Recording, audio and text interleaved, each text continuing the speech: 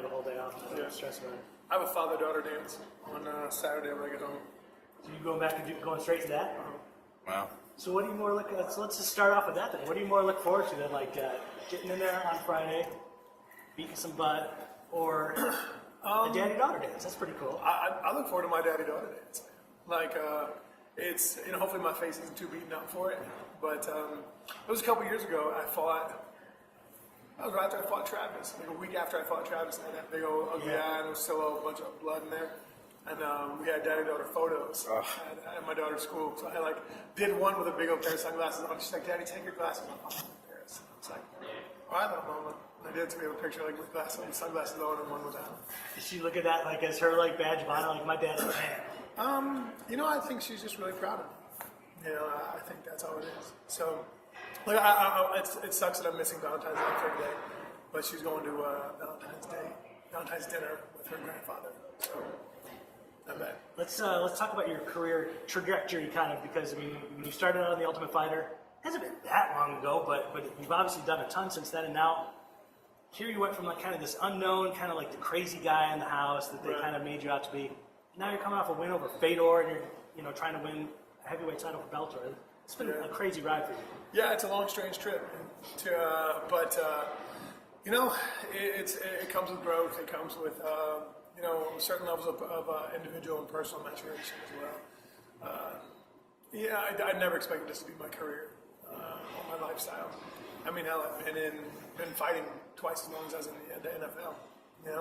That's a trip, and I only got into fighting just so I can promote my supplement company, and that's really it. It's pretty wild how things go, but as far as where I'm at now, I put the time and effort into it. I look forward to the competition on Friday. It'll be tough. He's never a slouch. He always comes, and he's got certain variables you have to worry about. He's also got certain variables that are somewhat predictable. So, you just if you fight him in a phone booth, that's your fault. If you're long and athletic and rangy, which I try to be, that should give him some troubles. Were you surprised when they called and said that was going to be the fight? Did you think maybe it would be Rampage or something, since there was a little bit of... Well, I asked him, I was like, well, how's that make sense? Roy's arguably the number 2 guy in the division. How does that... explain that to me. Is there any seating, or you just... what was the logic behind that? But, the more I thought about it, the less I really cared. Either I beat Roy when I have a strap, or I beat Roy to get the strap. What difference does it make? So, it is what it is. I had to beat him sooner or later anyways. So, let it be what it is. Reasonable to assume that you just throw the first fight completely out the window and you guys are both different fighters than you were? That's how I feel about it. I understand it's a rematch, on paper, but I don't really feel like it is. He might, sure. Don't really care how he feels. But I feel that just the growth in itself. I've had 200% more fights than I had at the time. When I fought Roy, I had 6 fights, and Roy is 24th or 25th. So he had a lot of experience in situations that I didn't. We also have a very different perspective on fighting. So, it is, it's in the record books that he beat me, knocked me down, first guy to TKO me. Good for him. But I don't really consider this a rematch.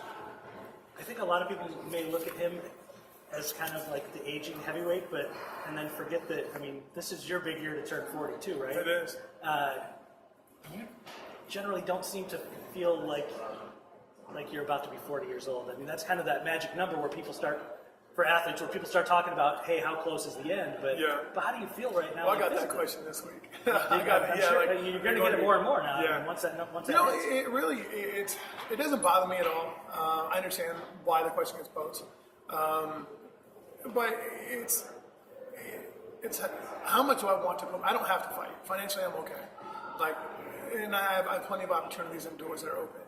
I choose it because I'm not done competing yet, and I feel that my body feels good. I don't take much beating. I don't spar heavy. I don't take punches into the face or worry about brain trauma.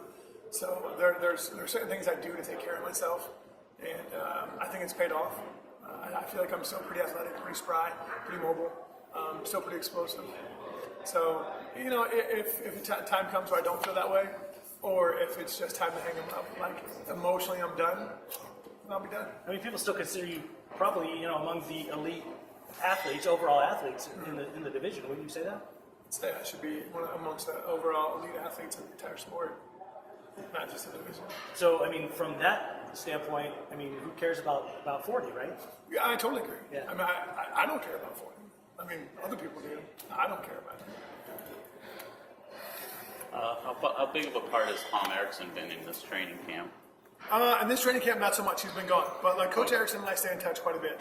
We're always involved. He writes in, he checks in, what's going on. He knows that I'm wrestling at Purdue quite a bit. So he's like, hey, how's this defense going? How are your scrambles going? What's your transitions looking like? Are you spiral riding here? Are you doing this? Like, what's your variation of that? He also knows my team, Team Two-Ton. He knows them pretty well. So he asked about Charles and Butta and what we're doing there, how their pressure is, their body locks over under, blah, blah, blah. So Coach Erickson's very involved. It's just I haven't physically been around to work with him. Okay. Thank you. Matt, you're coming off a win off of Fedor Emelianenko. Obviously, it's the biggest win of your career, biggest name, one of the greatest fighters ever. You're coming into this tournament. You're considered by most as the favorite to win. You're the betting favorite to win the entire tournament, betting favorite to win against Roy Nelson.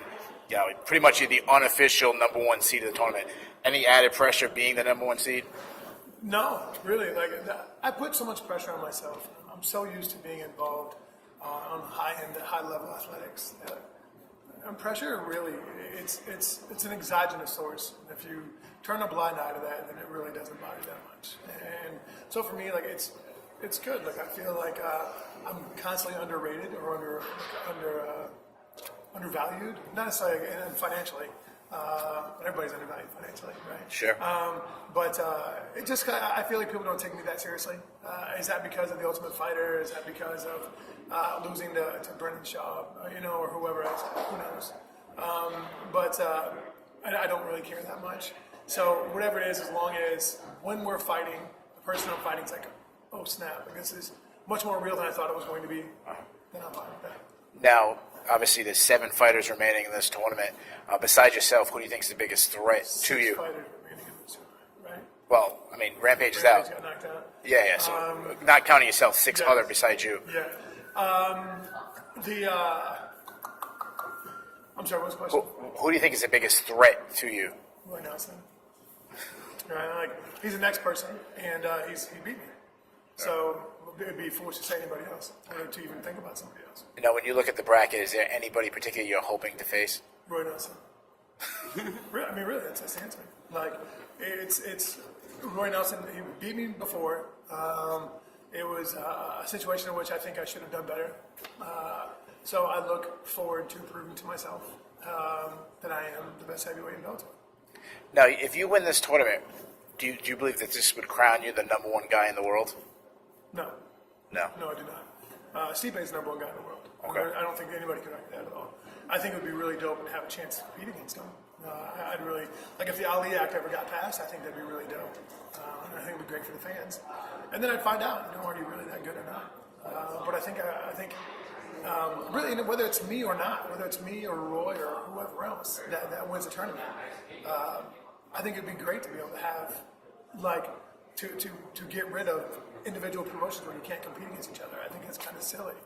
Hell, even like the American League and the National League compete each other. It happens all the time in every other sport. Why not this one? Does that make sense? Sure. Now, obviously, there's retirement talks been coming up. Your gym kind of blowing it off. Speaking of your legacy, what would winning a tournament of this, magnitude do for your legacy? Or is that something you even think about? Well, I never thought about it. I don't know. I don't know, and I don't really care about, because I feel like I have so much. I have so many detractors, right? Like I despise the word haters, but like there's so many people that really don't believe in me and don't want to support me. Sure. Cool. So I don't. It's not a part to appreciate them, or to try to make them appreciate me. It's more just like I'm gonna go out. I want my children to be proud of me. That's what I really care about. Because as soon as I'm done being a personality, I'm getting off all social media. I can't wait to do it now. Okay. Right? Like, get off everything. I'm going to disappear in my 30,000 person town. I'm going to chill. I'm going to help coach whatever sport my kids are in. I'm going to live the dream. I'm not going to miss any kind of events like Valentine's Day ever again. So I don't know about my legacy. I don't worry about my legacy as far as the fighting public goes. But as long as my children are proud of the effort I gave and understand why I had to miss certain things in order to make a better lifestyle, that's all I really care about. Now, does your children watch the fights? They watch them on TV. Okay. They live? They watch them live? Yeah, they watch them, but the remote's held in hand by their mother. Okay, yeah, I understand. So obviously, you've already kind of established that you're not looking past Roy Nelson.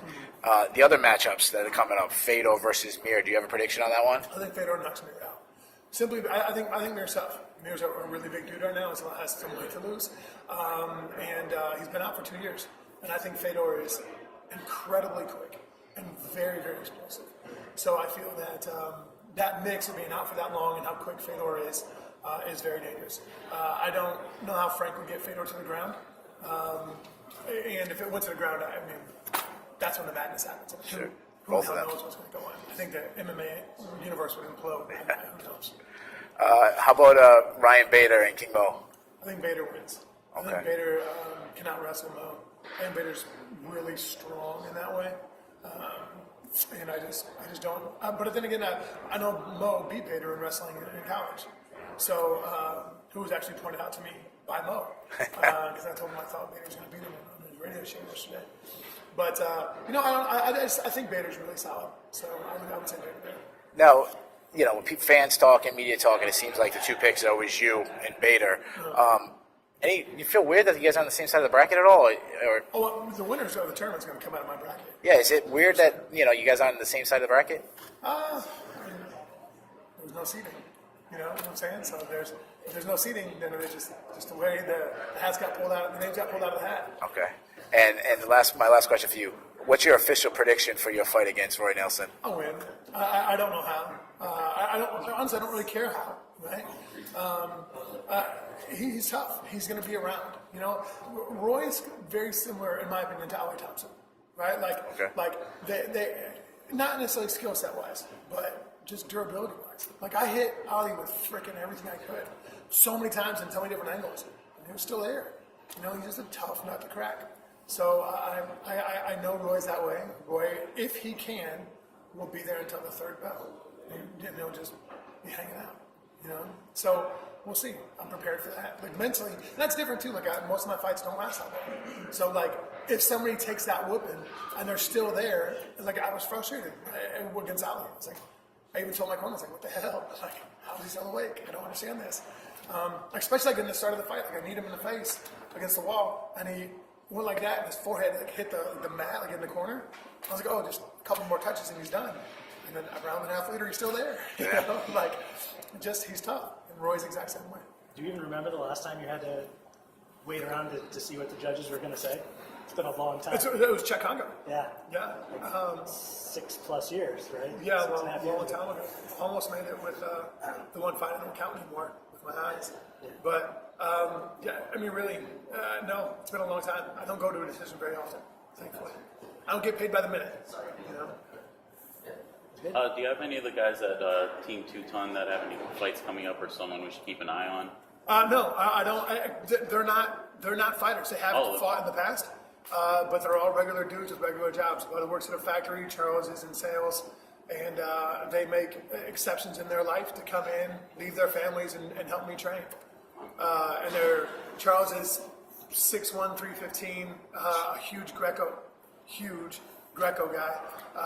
Wall takedowns, wall work, throws, somewhat of a shot guy, but has refrigerator strength. So can pick up a refrigerator and carry it a block if you ask him to. Bud is the same way. He's a little bit taller. Bud is probably 6'2", 280, somewhere around there. And then Cornelius is probably 5'6", but I'll call him 5'9". And he's about 295. And he's a collegiate wrestler, has a really good shot. A high crotch, and an outside single, and a blast double, and switches from a high crotch to a blast double. And he's solid, man. So I feel like I've gotten about as good work as I can possibly get. So strength and weight and wrestling ability should not be a factor in this fight for me. Wow, that's awesome. He's got a great team there. Yeah. Hey, Darren. Hey. Mike check. That's good. I have no more questions. Good luck to you, Matt. Thanks, man. Yeah, good luck. Yeah,